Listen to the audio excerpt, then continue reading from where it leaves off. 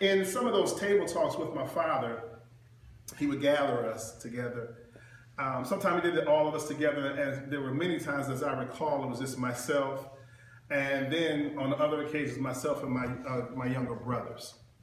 And my dad would begin to tell us about the world, and he would tell us about his experience in the world.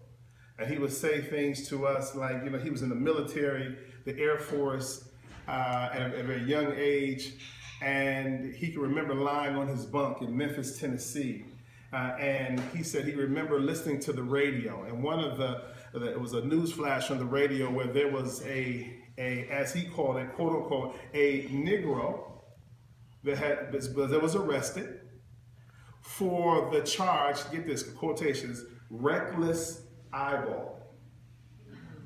Reckless eyeball. This is no joke. I remember this as as a young kid, right? And I'm startled like, what is this? What is this idea? And come to find out that this young African American male or black male was looking in the general direction of a white woman who became offended by him looking toward her in this way, and she notified authorities, and therefore that was probable cause to arrest this young man and charge him with a crime. He gave us that scenario to kind of lead into the idea of how we are to conduct ourselves, how we are to interact, and this is all around the table. The tables when you come home, a nice day, it's a little food there, that sort of thing. But my father had a way. He was a person with fantastic storytelling, great sense of humor. But in these settings, he came across with a sense of seriousness that we knew that this was something to take heed to. And my dad was the kind of person, he would tell us things 100 times, so many times we could actually finish his sentences, right? And he would say, oh my God, not again. Here he goes again on this stuff again. But then there was this time when he would say, listen, we need to talk about this thing.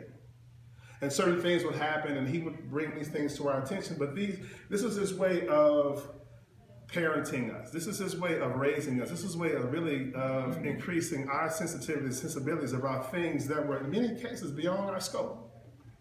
I mean, I was 10 years old. I was 11 years old, 12 years old. I hadn't even really experienced the world. The world I knew was the world that my parents had created for me. And he was saying that there are factors that are bigger than you that you will have to account for in your life. One of these things, he said, when you're hanging out with your friends, try not to be in such a large group. What do you mean? Dad, we're hanging out. This is what we do. What does that mean? I saw that as our social gathering, interaction. He perceived this, and this could be seen as a threat. So he would say, don't walk in large groups. Don't stand on the corner together in large groups. He said, we're just hanging out, we're just talking. They said, no, don't do it this way, because it could be perceived as this. It could be seen as this, and you could be seen as a threat.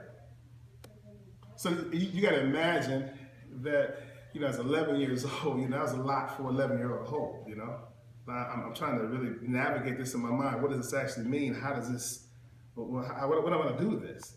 What am I to do with all this, right?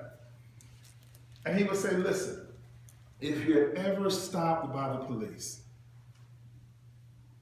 if you are ever stopped by the police, don't move. Do exactly what they say. Don't speak in a direct tone to them, forceful kind of a way, but be very amenable. And he was trying to tell me to shrink, is what he was trying to tell me, because I naturally can speak and interact, and I'm very animated, and I can do. He said, no, not in that setting. You don't do that. So I had to basically accept a bifurcated kind of existence where in certain settings, majority of settings, I could be myself, but there are certain settings, no, yourself does not meet the bar. So you need to be different than your natural self in that way. Why? Because you could be perceived as a threat. And this is Table Talk with my dad, who I love, trust. He's my biggest hero even today, even in my mid 40s. You know, I still go to him. I guess it's not a secret anymore. I'm telling you about it, right? So I secretly even seek his approval even today.